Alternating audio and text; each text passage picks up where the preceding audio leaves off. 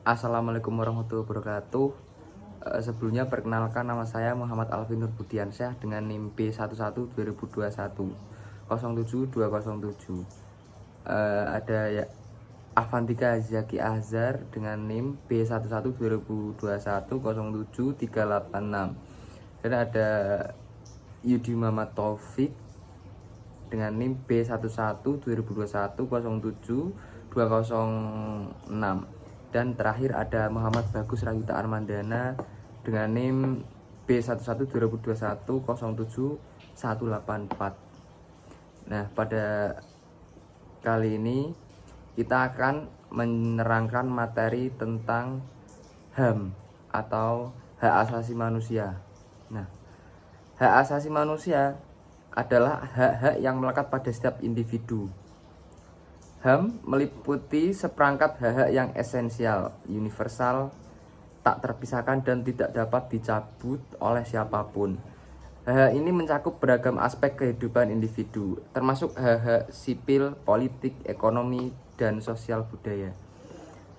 Hak-hak sipil dan politik meliputi hak atas kebebasan berpendapat, hak atas kebebasan berekspresi, kebebasan beragama, kebebasan berorganisasi, hak atas keadilan, hak atas privasi, dan hak memilih serta dipilih pada pemilihan umum. Nah, hak ekonomi meliputi hak atas pekerjaan yang layak, hak atas standar hidup yang menandai, hak atas pilihan pekerjaan, hak atas upah yang adil, hak atas milik, dan hak atas kegiatan ekonomi yang adil. Hak sosial meliputi hak atas pendidikan, hak atas perumahan yang layak, dan hak atas kesehatan, hak atas kebudayaan, hak reproduksi, dan hak atas perlindungan dalam situasi kemanusiaan. Nah, pentingnya HAM terletak pada prinsip-prinsip dasarnya, termasuk kesetaraan, kebebasan, keadilan, non-diskriminasi, dan martabat manusia. HAM juga diakui secara internasional dalam berbagai dokumen dan deklarasi, seperti Deklarasi Universal Hak Asasi Manusia UDHR yang diterbitkan oleh Perserikatan Bangsa PBB pada tahun 1948.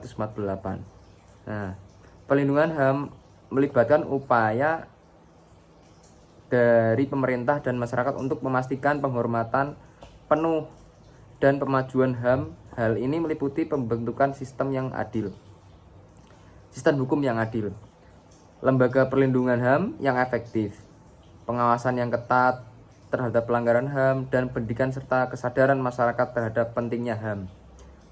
Pemahaman yang komprehensif tentang HAM membutuhkan penelusuran lebih lanjut terkait perjanjian internasional, konstitusi negara, kebijakan, dan isu-isu terkini dalam bidang ini. Hak sipil dan politik adalah hak-hak yang diberikan kepada individu untuk mengekspresikan diri dan berpartisipasi dalam kehidupan politik serta pemerintahan.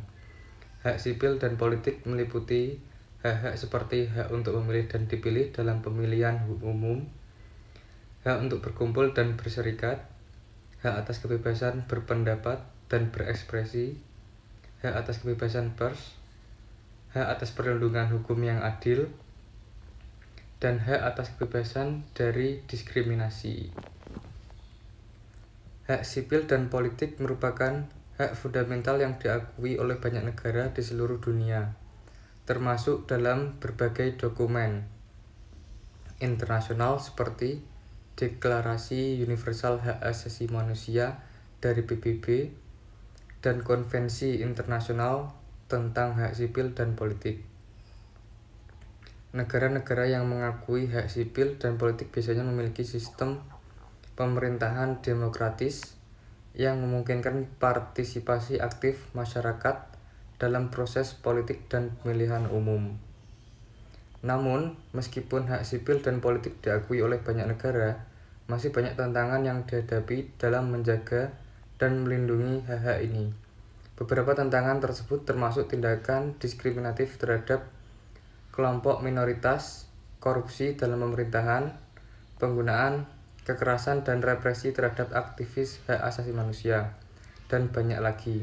Oleh karena itu, penting bagi masyarakat dan pemerintah untuk terus memperjuangkan dan melindungi hak sipil dan politik agar terjamin bagi semua warga negara. Hak ekonomi dan sosial adalah hak-hak yang diberikan kepada individu untuk memperoleh akses dan kesempatan untuk memenuhi kebutuhan dasar mereka, seperti hak atas pekerjaan yang layak, hak atas kesehatan, pendidikan, perumahan yang layak, dan hak atas makanan dan air bersih. Hak-hak ini juga mencakup hak atas kesetaraan gender, hak atas perlindungan sosial, dan hak atas lingkungan yang sehat.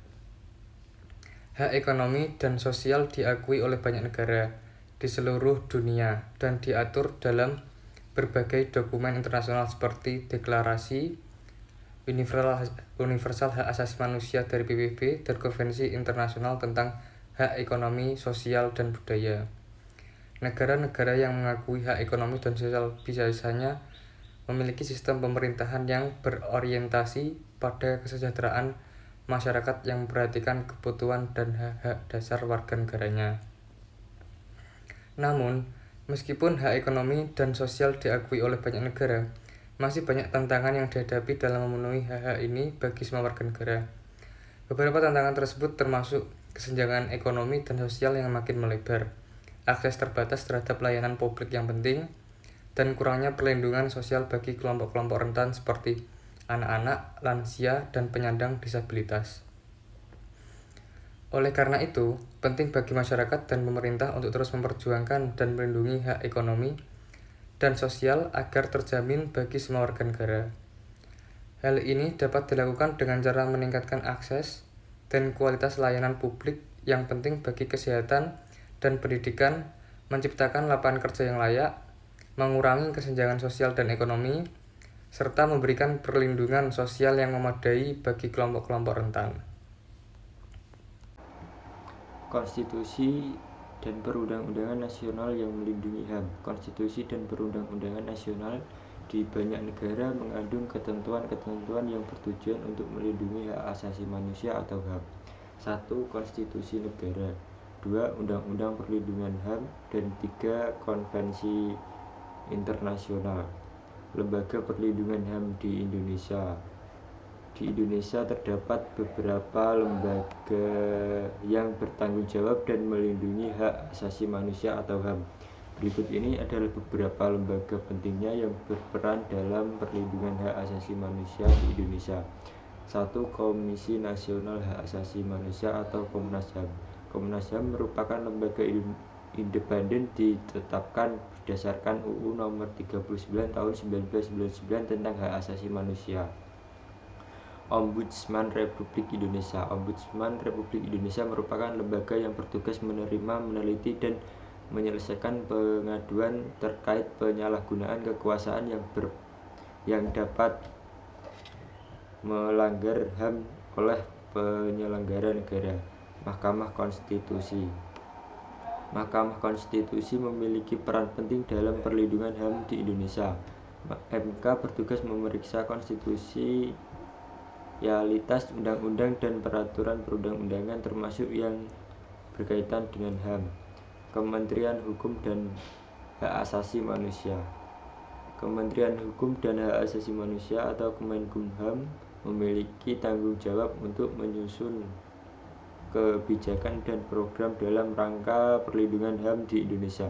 Lembaga Perlindungan Saksi atau Korban atau LPSK.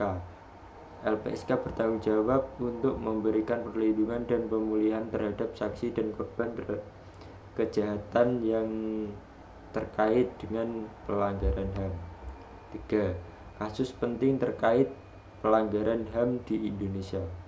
Di Indonesia terdapat beberapa kasus penting terkait pelanggaran hak asasi manusia atau HAM yang telah menarik perhatian baik tingkat nasional maupun internasional. 1. Kasus tragedi 1965. Pada tahun 1965 terjadi gerakan politik dan kekerasan di Indonesia yang mengakibatkan kematian dan penahanan massal terhadap sejumlah orang yang diduga terlibat dalam gerakan tersebut. Kasus ini dipenuhi dengan pelanggaran HAM yang serius termasuk pembunuhan, penyiksaan, dan penghilangan paksa. 2. Kasus pelanggaran HAM di Timur Timur. Selama penduduk Indonesia di Timur Timur dari tahun 1975 hingga 1999 terjadi serangkaian pelanggaran HAM yang serius. Dalam periode tersebut dilaporkan adanya pembunuhan massal, pemerkosaan, penyiksaan, dan pengusiran paksa terhadap penduduk Timur Timur. Kasus tragedi Tanjung Priok. Pada 12 September 1984 terjadi penembakan brutal oleh aparat keamanan terhadap warga sipil yang melakukan demonstrasi di Tanjung Priok, Jakarta. Kejadian ini mengakibatkan banyak korban tewas dan luka-luka. Kasus pelanggaran HAM di Papua. Konflik di Provinsi Papua telah menyebabkan berbagai pelanggaran HAM, termasuk pembunuhan, penyiksaan, penghilangan paksa, dan penangkapan sewenang-wenang oleh aparat keamanan. Kasus-kasus sering kali terjadi dengan konflik bersenjata antar kelompok separatis dan aparat keamanan. Kasus diskriminasi dan kekerasan terhadap minoritas. Di Indonesia terdapat juga kasus diskriminasi dan kekerasan terhadap minoritas seperti kasus diskriminasi terhadap kelompok agama dan kekerasan terhadap perempuan dan anak-anak. Contohnya kasus penyerangan terhadap kelompok Ahmadiyah dan gereja di beberapa wilayah, serta kasus-kasus kekerasan seksual dan perkawinan anak.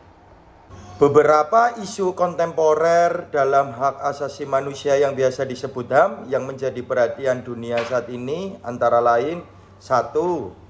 Hak migran dan pengungsi, yang artinya krisis migran dan masalah pengungsi merupakan isu yang kompleks dan mendesak di banyak negara. Hak-hak migran dan pengungsi seperti hak atas perlindungan, akses ke layanan kesehatan, pendidikan, dan pekerjaan seringkali terancam dan perlu diperjuangkan. Yang kedua, kekerasan berbasis gender. Yang disebut kekerasan berbasis gender termasuk kekerasan terhadap perempuan, anak perempuan, dan komunitas LGBT masih merupakan tantangan serius di banyak negara. Pemberantasan kekerasan, perlindungan korban, dan penguatan hak-hak individu dalam konteks gender menjadi isu yang mendesak. Yang ketiga, ada kebebasan berekspresi dan internet. Yang disebut kebijakan dan tindakan yang mengancam kebebasan berpendapat, kebebasan berekspresi, dan akses terhadap internet menjadi isu penting. Penindasan terhadap aktivis, pembatasan akses internet, sensor informasi, dan pengawasan massal menjadi perhatian dalam melindungi hak-hak dasar individu. Yang keempat, ada perlindungan data pribadi dan privasi. Yang disebut itu dalam era digital, perlindungan data pribadi dan privasi menjadi isu yang semakin penting. Penyalahgunaan data, pengumpulan data yang tidak sah, dan pelanggaran privasi oleh pemerintah dan perusahaan menjadi tantangan yang perlu diatasi. Terus yang kelima, ada hak-hak asli dan hak tanah. Konflik terkait hak-hak asli dan hak atas tanah menjadi isu yang kompleks di banyak negara, terutama di wilayah dengan sumber daya alam yang kaya. Perlindungan hak-hak asli, partisipasi mereka dalam pengambilan keputusan, dan pengakuan terhadap kepemilikan tanah menjadi hal yang penting. Jadi perlu diingat bahwa isu-isu kontemporer dalam hak asasi manusia dapat berbeda di setiap negara dan wilayah. Tetapi ini adalah beberapa contoh yang relevan yang sedang dibahas di tingkat global. Upaya dan kerjasama internasional diperlukan untuk mengatasi tantangan ini dan mempromosikan dan melindungi HAM secara menyeluruh. Terima kasih ya guys.